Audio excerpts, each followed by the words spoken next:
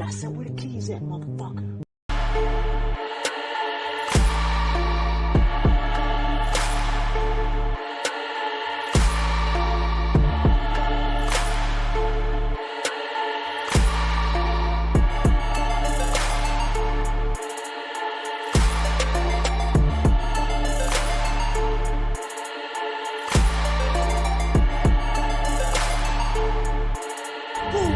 Running real fast into my mom's house. She was sitting down playing cards. I ran in the door, bam! All the cards flew.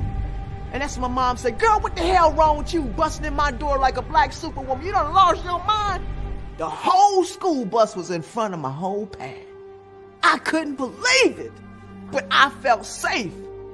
Until my mom decided to go outside to find out what the hell is going on. Who want to fight my daughter? These girls raise their hand. Which one is the baddest one? Girl raise her hand. Boom. Sissy, get out here right now. You gonna beat her ass. You straight up, you gonna beat that ass. And I'm gonna give you this broom. And I'm gonna tell you this here. You don't beat that ass, I'm gonna beat your ass so you're gonna get 2 ass whippings. You got it in you. You just don't know it.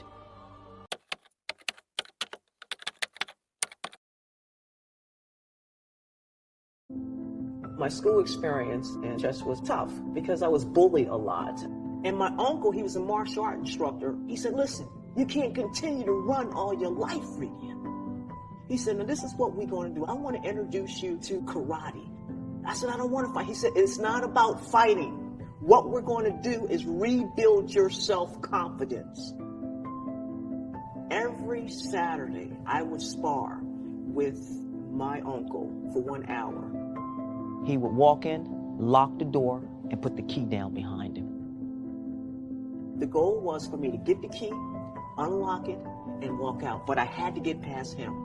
He went tough on me just like a man would. And I would always find myself getting closer to the key, and then he'd move me back. I found myself getting closer and closer to the door, he'd move me back. Then finally, I'll never forget the day I fought my way past, got the key, unlocked the door, and walked out. That's how I earned my black belt. Then they started entering me in tournaments, and I started winning them left and right, getting first place, getting second place. A few times I got disqualified, but I just wanted more and more and more because I found a new life.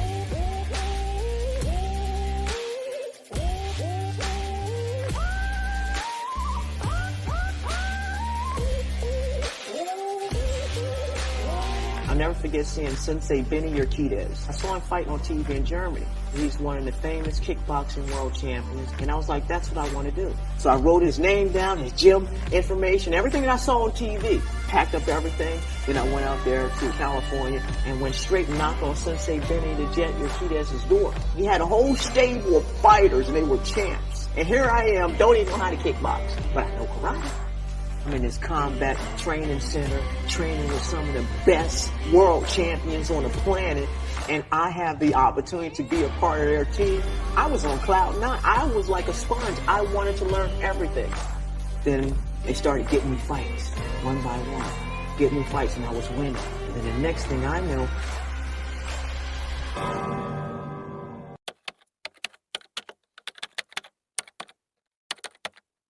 it was probably about 2:30, 3 a.m. in the morning. I'm tired, I'm done, I'm ready to go.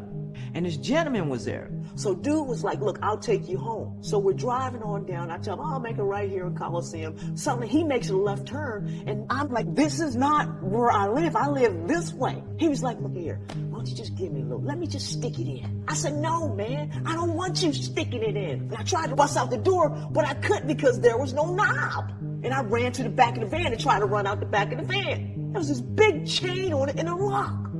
I couldn't get out. And when he tried to tackle me, I grabbed the end of his shirt tail and I pulled it over him real fast, tied it, and I swung him back. And I pulled his pants down over his shoes. Then I stepped on his chest and I said, where the keys at, motherfucker? He said, they're in my pocket. I reached in, I grabbed the keys, I pulled the chain off. I said, let me tell you something, man. When a bitch says no, she means no. And I hit him. Wham! And I ran.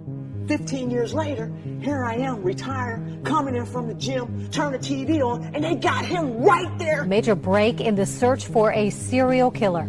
LA police do have a suspect now in the grim sleeper case. They arrested the man early this morning, identified as Lonnie David Franklin Jr. I picked the phone up real fast. I called my mother. I called my grandmother. I was like, you know that guy that tried to rape me in the van about 15 years ago? He's a serial killer. He had raped and killed over 100 black women in Inglewood and killed them in his car and his van. To this day, I have PTSD as a result of that van experience. But what I didn't know then is that fight in the van was just a warm-up for what was to come.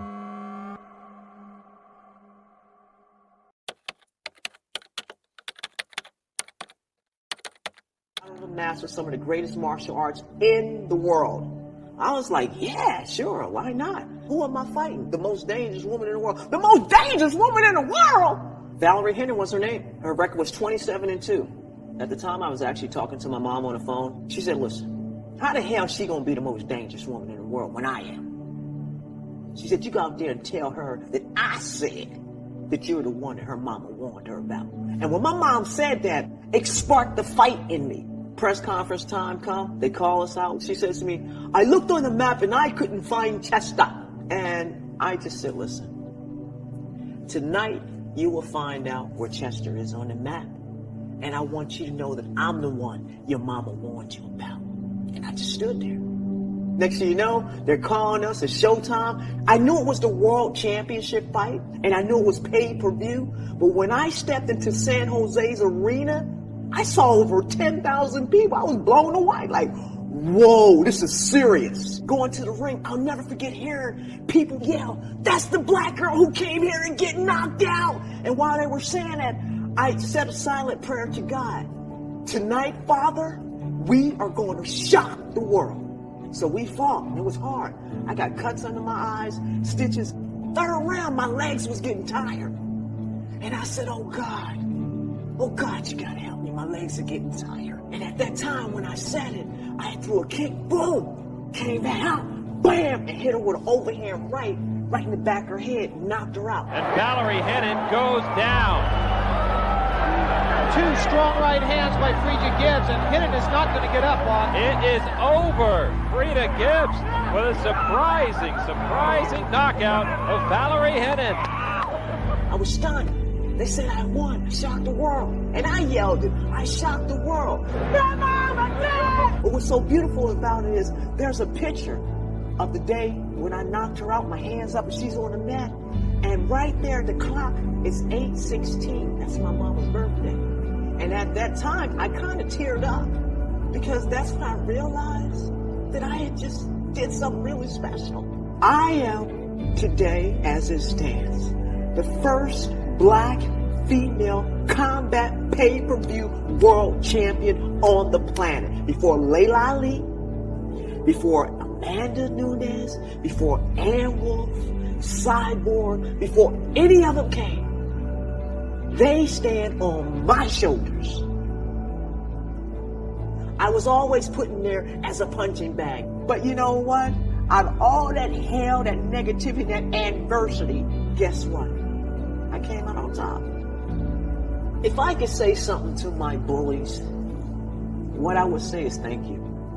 Thank you for helping me to become one of the fastest runners in Pennsylvania and All-American. Thank you for helping me to build my self-confidence, my self-esteem. Thank you for teasing me because I had an athletic frame. Thank you, because look at me now. Look at me now. Frida Gibbs, a punch that came from nowhere.